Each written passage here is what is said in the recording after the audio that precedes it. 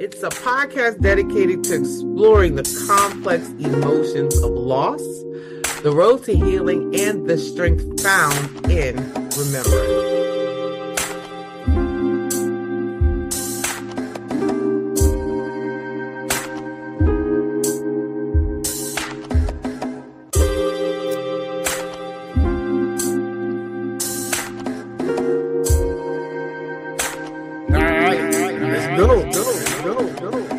I'm your host, Mimosa. And co-host, Kareem.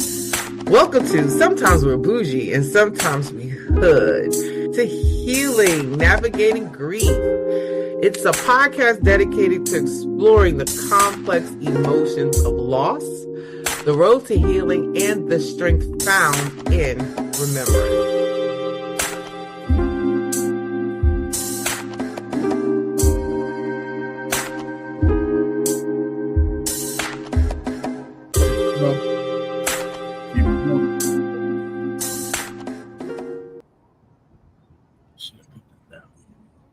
All right. Welcome to Sometimes We're Boujee, Sometimes We're Hood, a podcast dedicated to exploring the complex emotions of loss, the road to healing, and the strength found in remembrance, where we explore the tender parts of human beings or being human.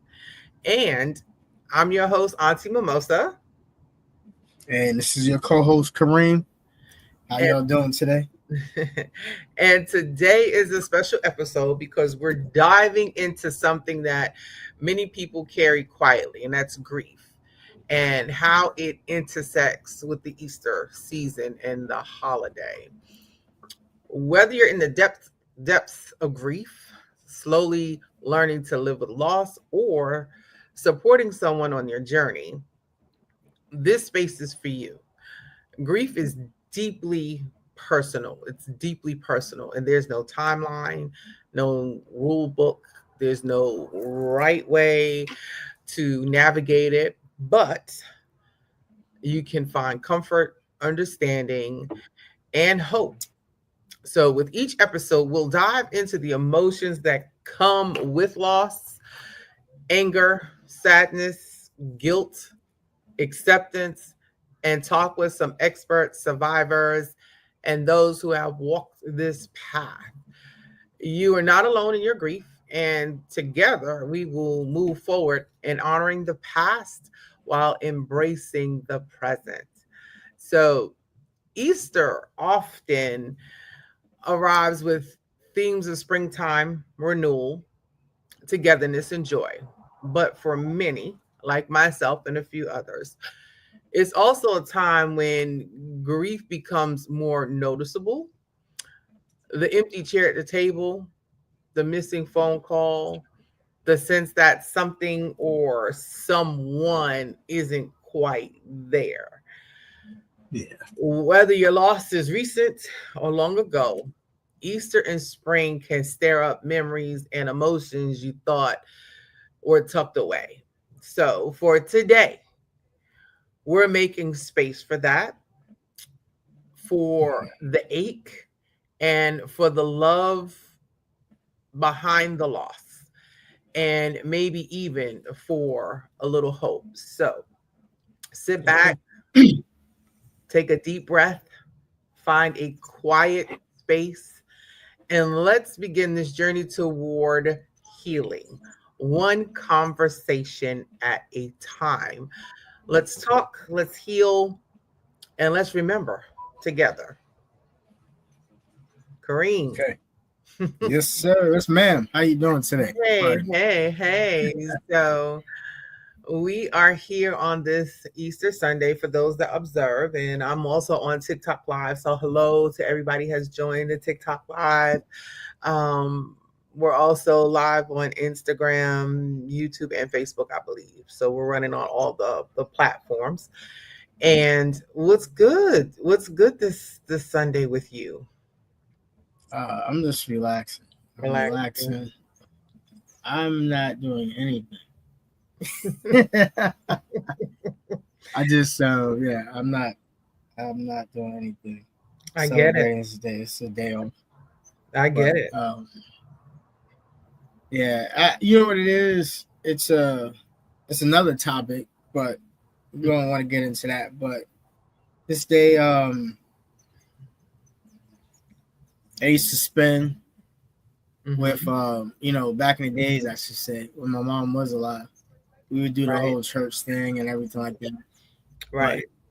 even she wasn't with the whole getting dressed up and all of that, doing that. She just wanted us there, me Mm. and my brother, and Right. sometimes my cousins. You know, but Okay. yeah, it makes me think about her this day. It does make me think about her. Mm-hmm. Um, Throughout all those years of the traditional, Right. you know, things that we're supposed to do. But yeah, how are you doing today? All is well. All is well. Grateful to be here. And again, for me, like you, it's just another day. So many people do celebrate the Easter holiday. I do not recognize it anymore. Uh, Death or Yeah, transitioning has a way of changing holidays for people, and families. yeah, It has a way of changing people, has a way of changing families. Grief has a way of like slowing you down to reflect as well. Yeah. yeah. Yeah. So, I definitely believe that. right.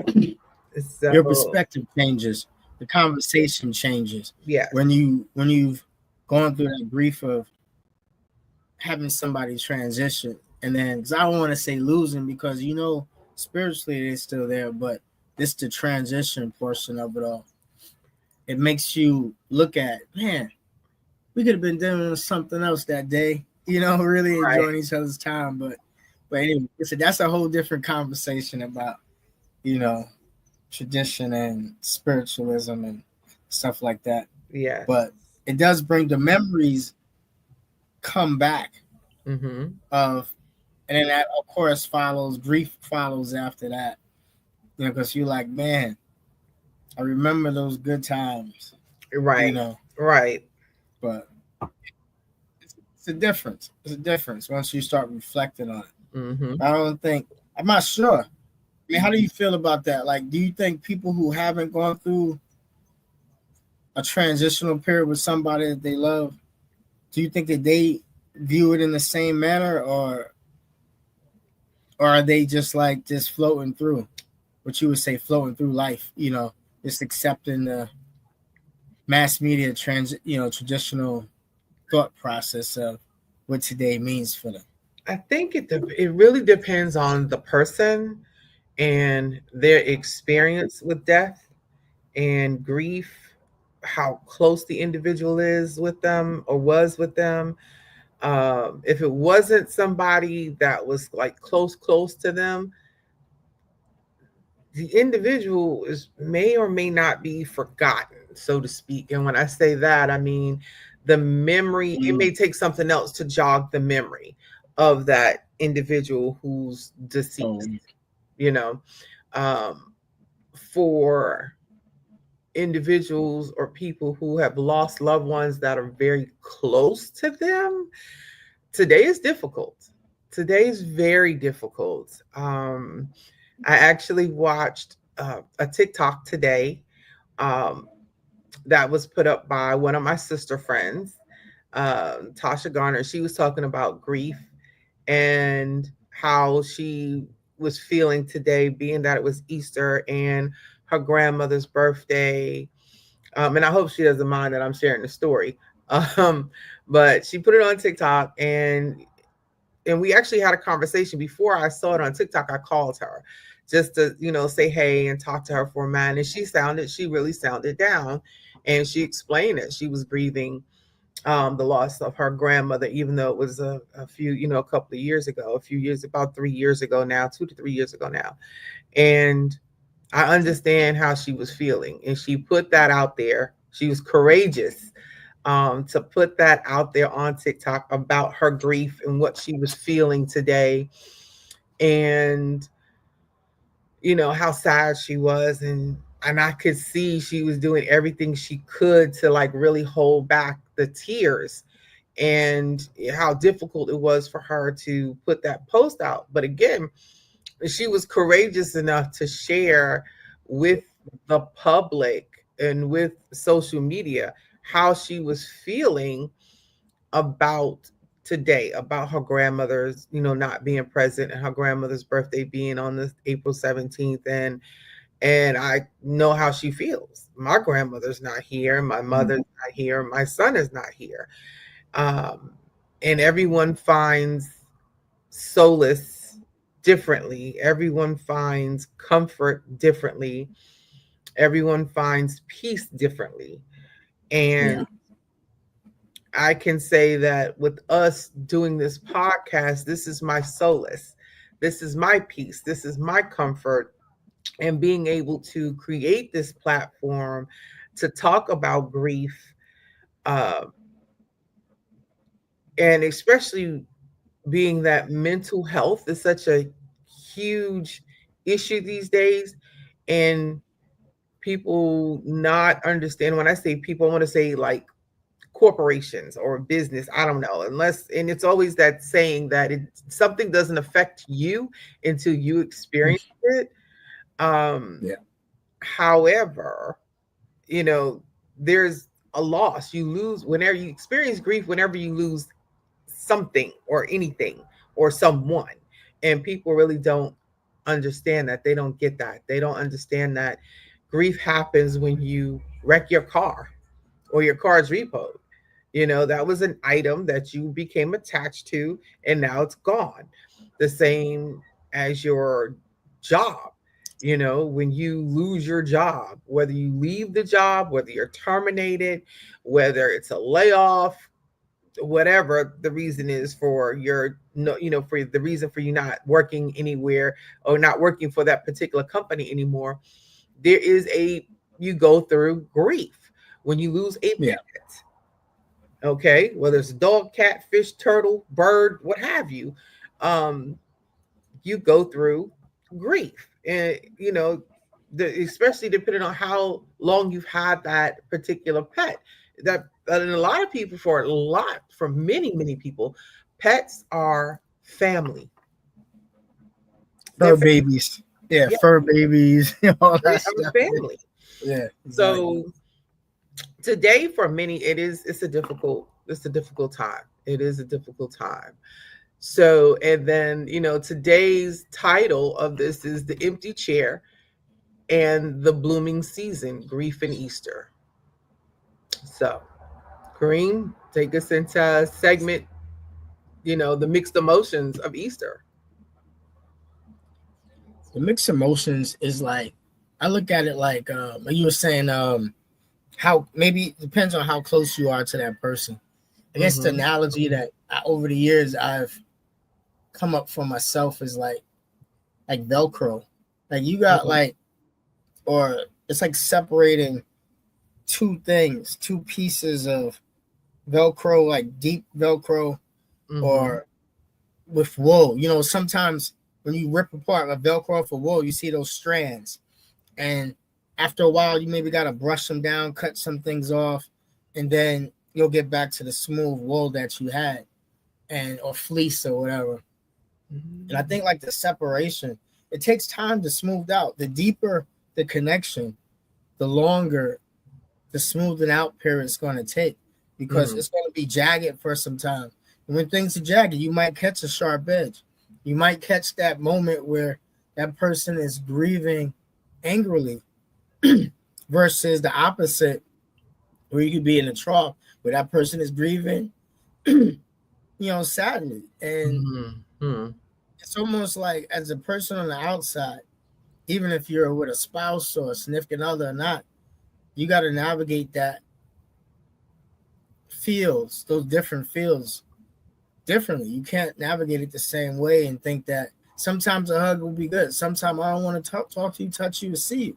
Mm-hmm. It's it's a different way of however that person is at that moment. And the situation needs to be read, Mm-hmm. not just enter in the room and think I'm going to impose upon my thoughts on how the situation should be handled, Right. and then I'm gonna handle it that way, not regarding the person who's actually going through it. Right. Right. And But we all for Easter, know. Mhm. go ahead. I'm about to say, so we all know, like, Easter is wrapped in so many layers. Like, for some, it's a religious holiday. For others, it's about family gatherings, kids in bright outfits, Easter egg hunts, flowers, and the hopeful feeling of spring returning. But when you're grieving, all of that feels off, very, very off. It and it can feel heavy. So, like, and the rest of the world seems to be moving forward and laughing and celebrating, and yet here you are, like, carrying that invisible weight of not wanting to get out to bed, not wanting to socialize, just like you said, not wanting to be bothered. So let me tell you something important. Like, you're not doing anything wrong. Like, anybody who's grieving today, who's looking at this, looking at watching this podcast or watching me on TikTok live, or you're not doing anything wrong. If Easter feels like very tender or even painful, it's okay. That's completely okay to feel that way. And grief has its own rhythm, and holidays can just magnify what's missing. And it's okay to feel joy and sorrow at the same time. Like, you can smile and still miss someone so deeply that your whole insides ache, your heart aches, your chest aches.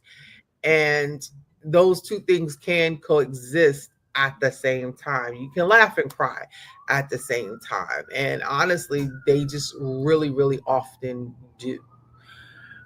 So, I mean, like, how are, like, I know you said you weren't doing anything today, okay, but, like, what are you really, really feeling about Easter? Uh, this world to me, it's like days like this. It's so commercialized, and it irritates me because it takes away the sense of family.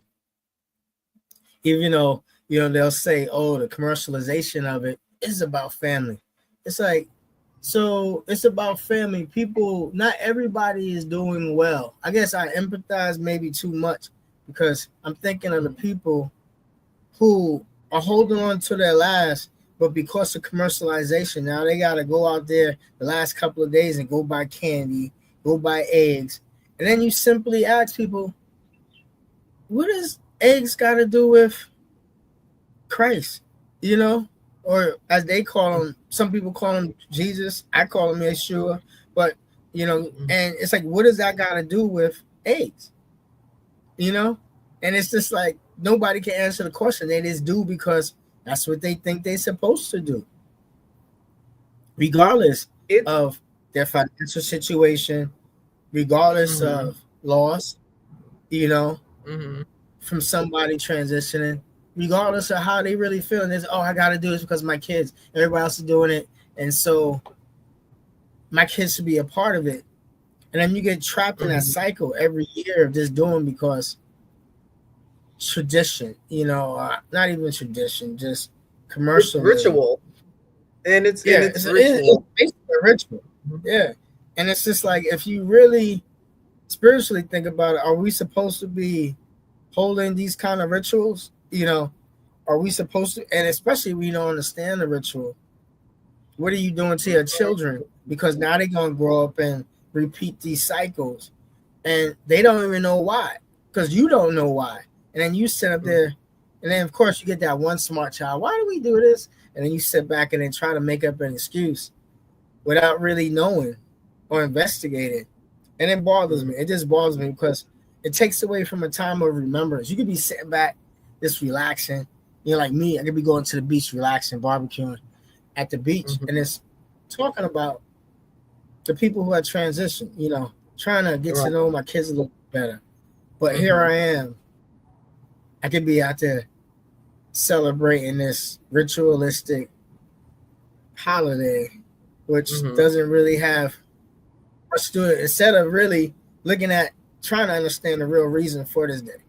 Right. It's Right. spring, the beginning of new life, the transition, observing, you know, Mm-hmm. the things that you must do in your life to get back on the path that you're supposed to be on while you have this life. Right. But you know, then people say, "Oh, you too deep." It's like relax. It's like relax. It's like we got a finite amount of time. How we relaxing when there's a finite amount of time? You Right.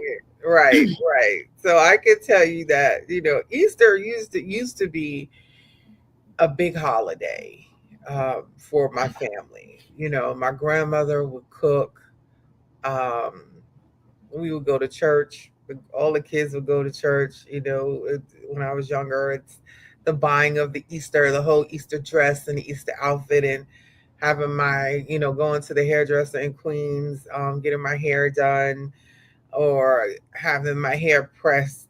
You know, It was an the event. It was an event. by my grandmother. Honey, some days I can still feel the hot comb on the back of my neck, and but yeah, it's different. Like as we get old, as we age and mature and experience death um, in life, like the holidays really mean something different. If you even want to call them holidays, how you navigate through the holiday is different. And I just, my heart definitely goes out to people who may have lost someone yesterday, who may have lost someone this morning, you know, as they were preparing for church or preparing for family gathering of, getting ready to go to dinner. Um, my heart Yeah. aches for those that are in hospice preparing to, transition and take their last breath at this time. And like we said before, there are several types of grieving.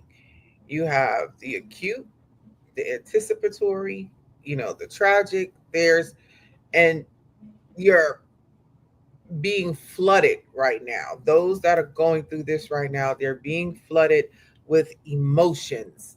They're being flooded with just all kind of feelings. They don't know to feel happy, sad. They don't know whether they want to shout, dance, cry.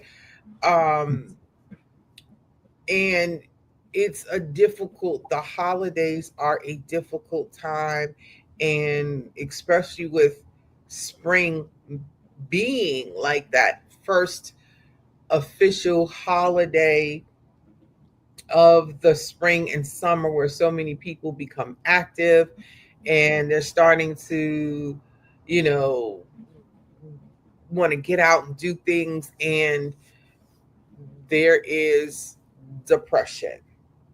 There Yeah. is people who are moving, they put on the face mask, they put on the mask, and they're just moving throughout the day. They're not even, you can't even say they're living. They're not engaging with anything. Yeah, they're just existing. Yeah. Exactly.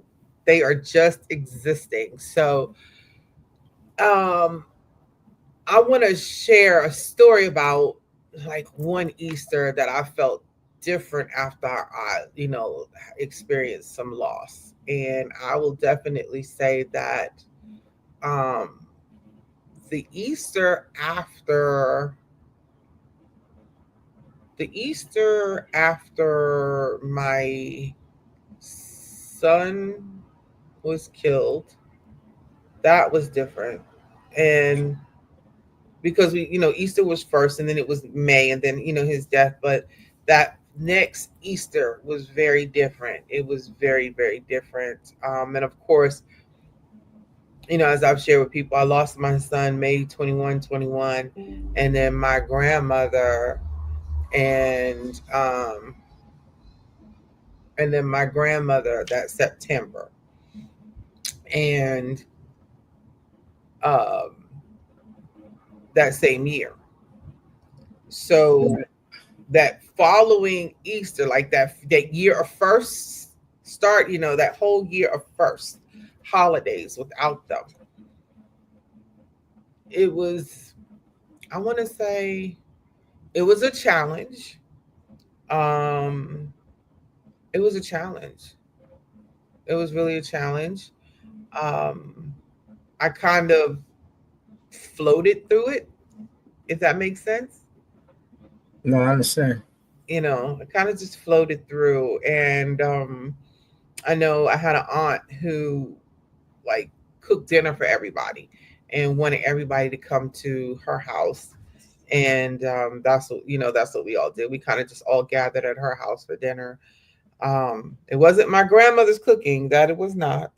um, but it was just the fact that we all came together at her house, um, as a family, to have a family dinner for the holiday, for the Easter holiday, in remembrance of my grandmother, my mother, their sister, my grandmother, their mother, my son, and a host of others that we have lost. And I know that April can be difficult because I know, like, April 14th is the death anniversary of a really good friend of mine, Kurt Glass. And so April can be difficult, you A know. lot of loss, a lot Right, of right, missing right. pieces. Mhm. Mhm. It's like, you know So, what it is too. I was just thinking about when you were talking. It's like you get into a good habit of communicating. In this day and age, a lot of people don't communicate correct. I shouldn't say correctly. mhm. Positively. They'll call sporadically. Oh, it's your birthday. Let me call you. Or they'll call on a said holiday. But then when you have that relationship with somebody, and then you're like used to call them, it's like first thing you think, oh, it's so and so, it's Easter. Let me give him a call. And then you're like, oh my goodness, Mhm. I know they've been gone, but my brain just transitioned to let me call them because you so Right. comfortable with calling them. Mhm. And then now you're like, oh man, now you got to deal with that momentary moment of grief because you're like, they're not here. And I know they weren't here, but I was so accustomed. Yes. Yeah. And it's such a weird feeling to come out of, Mhm. to say, what are you doing? Like, they're, but you still yearn for that connection. Right. Right. And I can tell you, so, like, yesterday I was going through my phone to send some information out, a flyer out about an event coming up, May 14th. And I was scrolling through to find individuals that were actors or in the film industry that I had their contact information to send them the flyer for the upcoming event. And as I'm scrolling, I'm one of the people who I don't delete phone numbers out my phone. Yeah. I probably have about 500 contacts in or more in my phone, okay? And I did not delete the phone numbers. So I'm scrolling through the alphabet, and you know, I get past, I see, my son. This no, yeah, my son is first, deceased. Darius deceased. Then I get to the K's, Kirk Glass deceased. Then Oh, you titled it after the yeah, fact? yes, I put deceased by their names, you know, and um no, Darius first, no, Danielle. Actually, Danielle was first, my sister. Oh, my oldest sister Danielle. So I'm scrolling. Danielle is first, deceased. Then Darius, deceased. Then Kirk, deceased. Then I'm scrolling. Hit my mother's name, deceased. Um, then I'm just like, I'm trying to think of the names. Like Courtney Carter was a friend of mine, who girlfriend of mine that lived in California, deceased. You know, my aunt Aura, deceased. My cousin Judy, deceased. So all of these, and they're in my phone as I'm scrolling through. My grandmother, Mildred Chestnut, deceased. So as I'm scrolling through and I see the word deceased by each name and each person that I knew. My uncle Bud, deceased. My uncle West, deceased. You know what I'm saying? So Yeah. it was just like, ooh, it made me sad, but at the same time I was just like, they're they're still with me, and like I said, in spirit.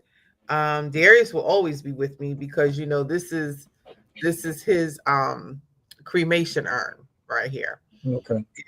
It's a dragon pendant. His ashes are inside this pendant, and several of his friends. I gave several of his friends. I gave his little sister one. Um, so his ashes are in this pendant. So he's always, always, always with me around my neck. The only time I take it off is to sleep.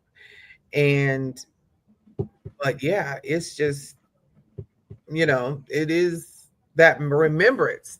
And I am working for myself. I know I'm working toward the healing and being whole again, and kind of putting, as they say, taping back the pieces, Yeah. uh, gluing the pieces together of myself. That way I can help other people heal through this podcast. Gotcha. Mm-hmm. No, that makes a lot of sense. It's like it's day to day because I think as time goes by, you notice that from the emotional, this is just my experience, but from the emotional aspect of it, the sadness doesn't come with it.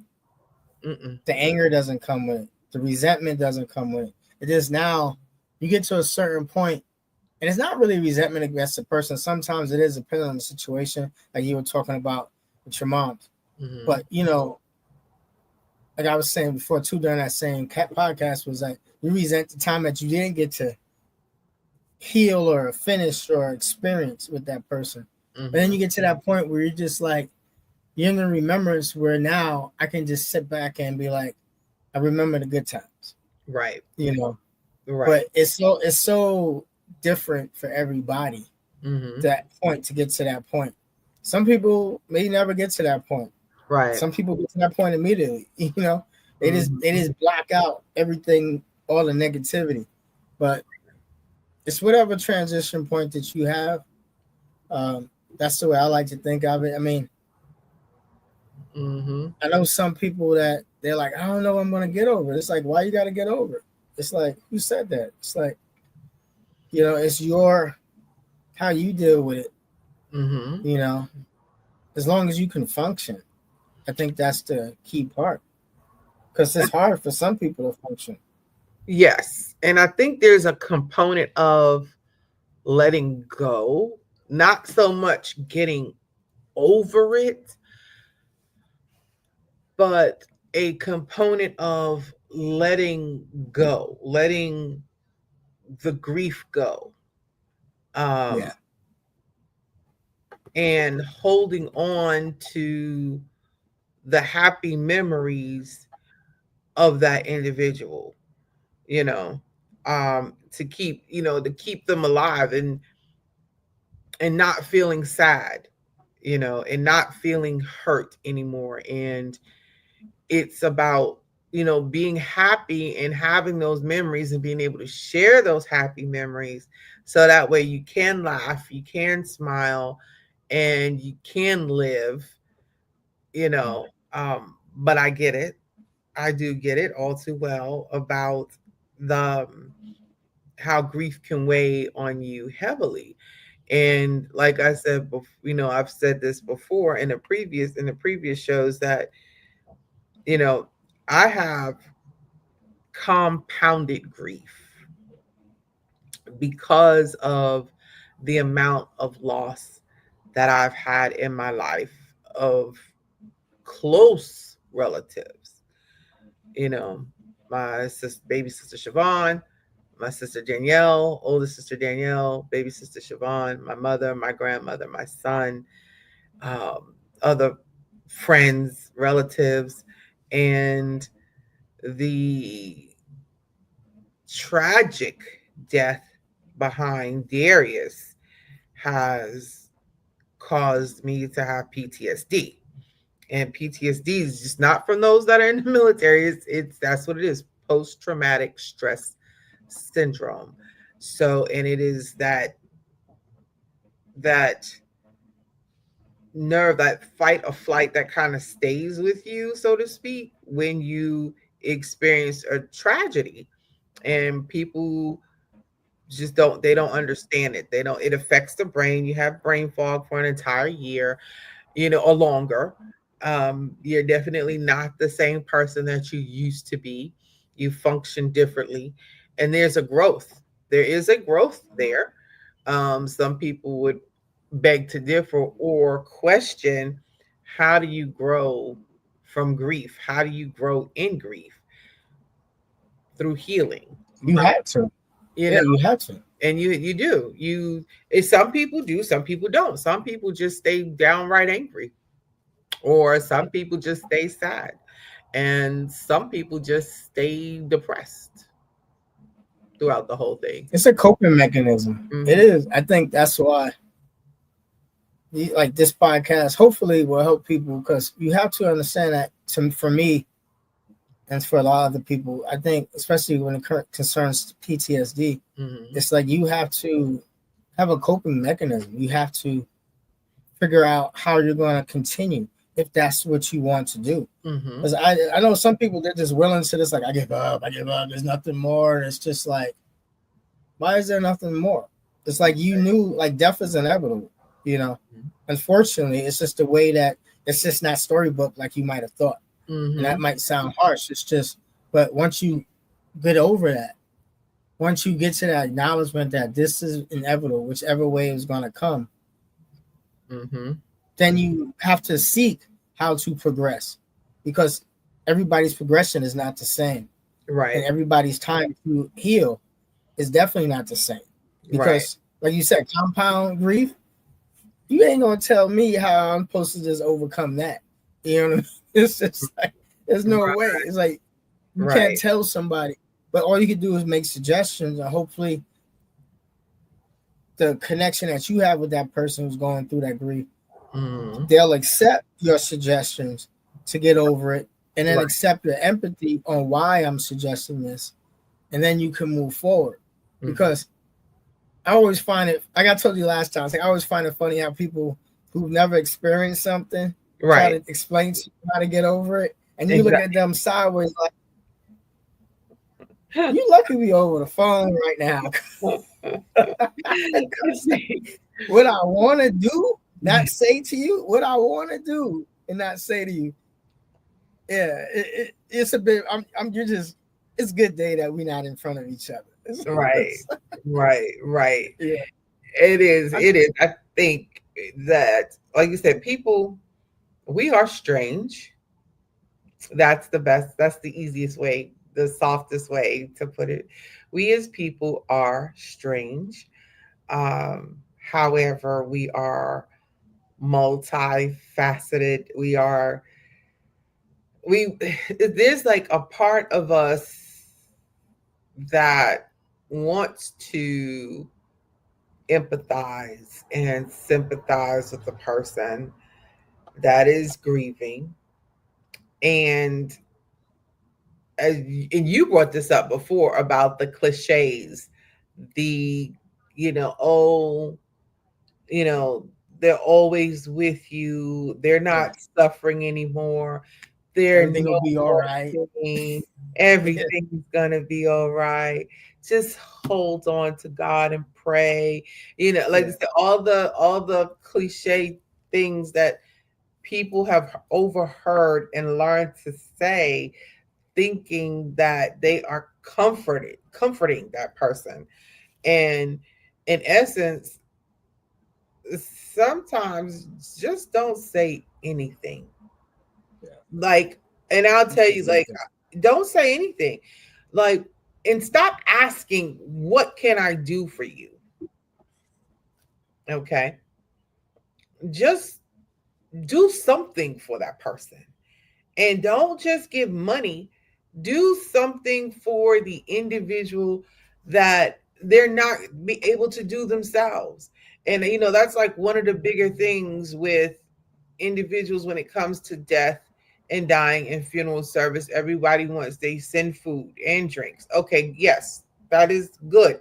It is good to send food, it is good to send drinks. Okay, however, a week or two past that, like, try to think a week or two past the death to help that individual. So think past that, instead of asking, oh, just call me if you need something. Well, that person is not gonna call you, because I know I didn't call a soul. Um, because I was trying or doing my best to put my life back together without my son and without my grandmother, and having to return to work. Like with my son, I was only out of work for a week, 1 week. Mm. For Wow. right, 1 week. For my grandmother, it was, I think it was the weekend. Like, and we went through that weekend, and then that Monday I was right back to work. So imagine trying to work, and I was in a customer service position where I worked for a doctor's office, and dealing with patients and people, and like really like almost losing my shit. You know what I'm saying? Because there was no, it was just me, you know.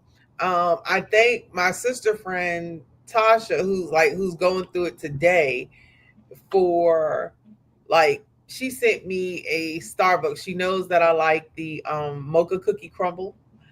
Mm. And I was at work, and I was just really having a bad day, and she had like a door dashed me a mocha cookie crumble, you know.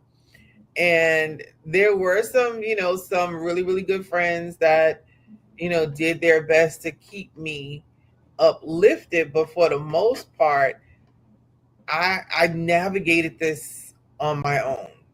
I navigated this on my own. Now, I will share with you all that, like in the Islam community, right? In the Islam community, when when a major, like, spouse, if a spouse is lost or a child is lost, and um, then the whoever is left, whether if it's the wife and she loses her husband, the family comes in and they take care of the mother for, it's like three to 6 weeks, Yeah, it's about right. right? 3 to 6 weeks or 4 to 6 weeks, where she doesn't leave the house for nothing. No grocery shopping, no paying bills, no nothing. She does not leave the house for those 4 to 6 weeks. The family takes care of her. Okay. And that was something I wish I had. I wish I had someone. Thank you. Thank you. I wish I had someone to take care of me when I lost my son and lost my grandmother. Like, I wish I had that, where I could just sit at home, but then that would have drove me crazy. I would have been driven stir crazy, because I'm such a mover and a doer, you know. But that taken care of, like, so what I've adopted now is, if someone close to me has a death in the family, or someone close to me, thank you, Hey, it's Pastor George. She's on my TikTok live. If someone close to me has a family member that transitions, I do my best to do something for them, whether it's cook Yeah. for them, whether it's clean. And I'm not doing this right away. I'm waiting for the dust to settle. Okay. Because that first 2 to 3 weeks, Yep. you're getting all the phone calls. You're getting, all the phone calls, people are coming by, but then eventually The people cards. start writing the cards, but eventually people return to their everyday life. They return to their everyday life.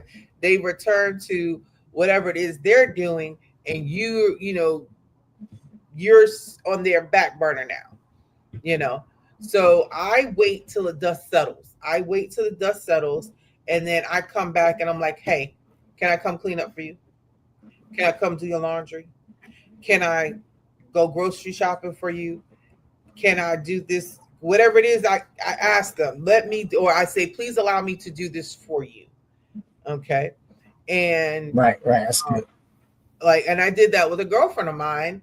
My another sister friend, her sister's husband transitioned, and I was like, hey, tell me when I can come clean your house. And she was like, what? I said, please tell me, when can I come clean up for you? And she was like, what? I said, this is what I want to do for you. And I went over there and I washed her dishes. And she was like, I'm embarrassed. No, there's no reason for you to be embarrassed. You're grieving. You're not thinking about Yeah. your house Exactly. right now. You have 2 children you're trying to console and work through this grieving process. You have to get through it yourself. Allow me to clean up for you. So I went in, I washed the dishes, I cleaned her kitchen, and I folded her clothes. And I even helped her put up some clothes and reorganize her bedroom, like all in like one evening, you know. And so that's what I gift to people now that have a tragedy or experiencing grief and they just can't seem to get it together. So, and I know, like, Yeah. after, So it's little intangible things. right, Yeah. so after this, um, I'm gonna call my sister friend Tasha back, and I'm gonna be like, what do you want? Did you eat? And I know she hasn't eaten, so I'm gonna ask her what she wants to eat, and then I'll more than likely DoorDash or something, whatever it is that she wants, you know. But that's what we are. No, it's So good. that's what That's people, good. right? So we have to think beyond, like I say, we have to think beyond the day of, like the day of the transition. We have to think beyond the funeral. We have to think beyond those that time frame to like really give them the support, because eventually that support dies. It dies. Yeah. No, you're definitely right about that. I think you that's why people ask, what do you need me to do? Mm, Not really, again, with if you've never been through it, or if the transitional period or the grief the portion of it mm, hasn't applied to directly to you, mm, you don't know what it's like. You can empathize only to a certain extent if you haven't gone through it. So when somebody says, what can I do for you? You're like, mm-hmm. I don't know, because I'm not thinking about it. It's Right. like I need some time to grieve, and then I'm trying to process it, and it's a on both sides of the coin, I guess.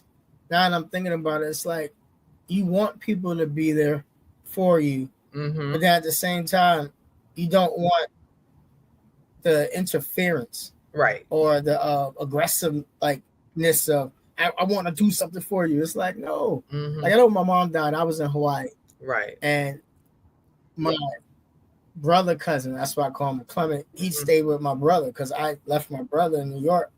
And it was like that was a separate sense of grieving because like he was still a teenager. Right. You know what I mean? Right. But I knew with stability, and then I got a whole bunch of family who I thought were gonna come Mm-hmm. through and check. You know what I mean? That's that. What they say, Right. assuming makes an ass out of you and me.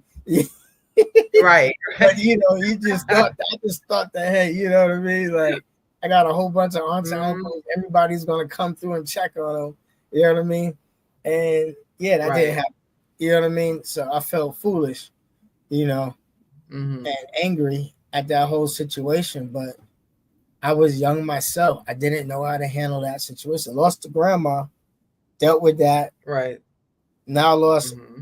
mom, young, Mm-hmm. didn't know how to Mm-hmm. deal with that. Didn't know the procedures. You know what I mean? If it wasn't for my aunt, I wouldn't have gotten through that. My aunt Shai, you know, Right. because I had no idea what to do besides Mm-hmm. identify the body. But it was Right. but you know, like I said, I had one good friend come through. I had another friend come through. She actually saved a lot of people's lives. All jokes aside, Mm-hmm. she actually saved a lot of Mm-hmm. people's lives because it was like when we were coming out the wake, I saw Right. everybody red, and Mm-hmm. if she didn't hug me, I Right. was literally on the verge of losing it. I just kept hearing my brother say, "Just relax, breathe, relax." I was on the Right. verge of losing it, and I was going to take out my knife. I was just going to start slashing people, and Oh, good. I cursed everybody out on the stage. I heard, wait, I cursed everybody out in the church. Oh, goodness. I cursed about 1,000 people on that stage. They had my cousin had to come grab me off the stage, my uncle, because I was just like, yo, excuse me, yeah. That's my Right. level of grief sideways real quick. But That's funny. You about to take everybody out. yeah, I was just like, yo, I'm not handling this well. You fake. It was just a whole bunch of disgruntled words. I wish that somebody recorded. I know in some people's minds, our Oh, family, goodness. especially, they're probably laughing. Like, yeah, yeah, like, but some But people were that's like, but "What this is is going real. on?" But that's Yeah, real. Like so many people do not want to recognize their anger at that hmm time. For they seem to think it's inappropriate um to be angry, but it's not. It's yeah, not inappropriate to be angry because that is what you are feeling at that time. right. And you have a right to feel the way you feel. And I said this before, but I'm gonna say it again. Like during my mother's funeral, like I was so angry. I was so angry because like my brother was supposed to have some input. This is my baby brother. My mother only had two children. I'm the oldest, and then my brother's the youngest, and it's 12 years, 12 years between the two of us. And my brother did not want anything to do with any arrangements. Okay, he hmm left everything up to. He was like, whatever you decide, whatever you decide, whatever you do, whatever you decide. And I was like, Help, help. Just a little bit of help. I just need a little bit. and Uh, then my grandmother, and I can laugh about this now. I can laugh about this now. That's the one thing about grief and healing. Like you can look back on your memories and laugh yes, at them. Okay. So that's a good thing. You know yes, you're healed. You know you move past it when you can look back and laugh at what you're going through at a time when you were grieving and recognize, like, look and recognize what it is. So, like yeah. I said, my Still brother, want to apologize to people though about it. I'm apology never. You know what I'm saying? I will not. Yeah, exactly. Yeah, that's how I was feeling at the time. That's how I felt. You took it the wrong way. Oh well. Now, Right. now anyway, now. No apologies, none, zero. Okay. So, Yeah. and my grandmother and I are attempting to work together and to plan my mother's funeral. And like I said, my brother said nothing. Absolutely. He was just like, whatever you decide, whatever you decide, whatever you decide, whatever you decide. And I'm shaking, I'm like scratching my head because I'm angry now. And he had like I had to get buy him clothes for the service because he came down. And of Right. course, when he came down with my grandmother and my godfather, they weren't expected to, they weren't expecting my mom to, transition, but that's what it was. And then it was like the travel from Georgia to North Carolina so we could have the service. And I'm going through with my grandmother and planning the funeral. And my brother's just like, whatever you decide, it's on you. My grandmother wants to do this whole traditional in the casket. I was like, why? Why we just can't cremate her and get it over with and just have a memorial service? And my grandma's like, no, she's going in the casket and we got to pick out an outfit. And I'm just like, when I tell you, angry, I was so angry. I had a sty. And people don't understand. Your body tells you when you're okay. Your body shows whatever you're going through, your body tells it. I had a sty develop on my right eye, and it was so huge. I had to wear shades. I couldn't even hide it with my glasses. I had to wear Oh wow. shades the day of my mother's funeral.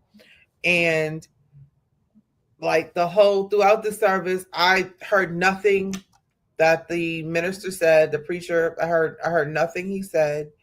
Um Yeah, it was. I heard nothing he said. I was in a Yeah, whole. it's a numbing feeling.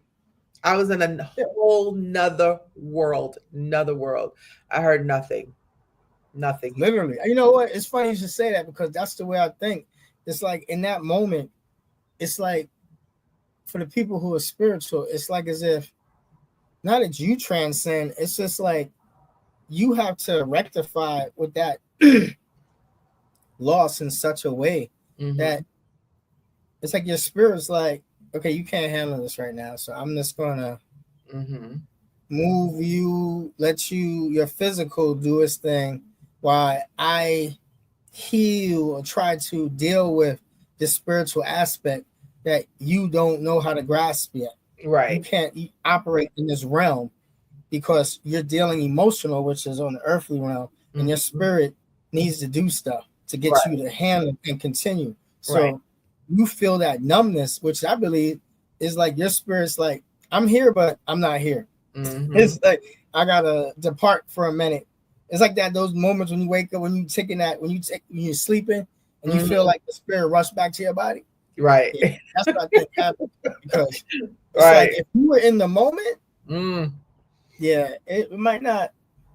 Yeah, I don't know. you Like my sister might be friend. handled that way. Right. And my sister friend, Rose, she was there, and and when I was at my mother's funeral, like I just at the end, I remember, like I said, the pastor was talking, and I was just sitting there looking at him. Like I said, I heard nothing, and at the very end, I I just bolted when it was over. I bolted out of the chapel. Like I didn't even Hmm. stop at my mother's casket. I just got up. I bolted out the side door, and my mind was on business. So when the pastors came out and everybody came out that we asked to speak, I started handing them their payments. You know, and my sister friend Rose, she was like, my sister Rose was like, girl, she said at the end, you just bolted out the chapel. She was like, you was like, pure, yeah. And I said, yeah, yeah, I had to. But at this rate, y'all, we're gonna it's as our time has come to an end. I thank you all for showing up for us, for myself, Auntie Mimosa, and my co-host Kareem with M and K. Sometimes we're bougie, Thank you. sometimes we're hood. And what you say, Kareem? I say sometimes we bougie, and you say?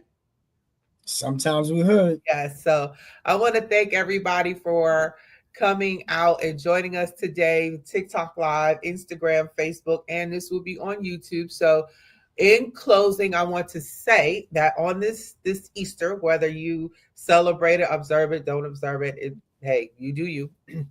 But I want to say, may you carry your memories with tenderness. May the season bring a moment of unexpected peace for you. And may you feel, if only for a moment, that you're held exactly as you are. Thank you for joining us today on this journey through grief, healing, and remembrance. Grief is not Yes. something we simply get over, it's something we learn to carry, it's something that shapes us and something that teaches us about love and resilience. As you move through your own process, remember to be patient with yourself. There's no timeline, no right or wrong way to grieve. Nobody can tell you how to grieve. Honor Exactly. your feelings, embrace the memories, and allow yourself space to heal in your own time. If today's episode meant something to you, feel free to share it with someone who might need it. And if you want to reach out to us, this season is feeling for you, then we'd love to hear from you. So you can reach me, Auntie Mimosa, on Instagram at Mimosa Queen of Life, Facebook, Mimosa Queen of Life Chestnut, and on TikTok, Mimosa Queen of Life. If you have a comment or you want to, send Kareem, Mr. Hood over there some encouragement, you can send him a DM. You can DM me or him just through those. And until next time, be kind to yourself. Hold space for your emotions and remember, you are never alone in this journey. So take care, everyone. Yes, indeed. Mhm. Enjoy.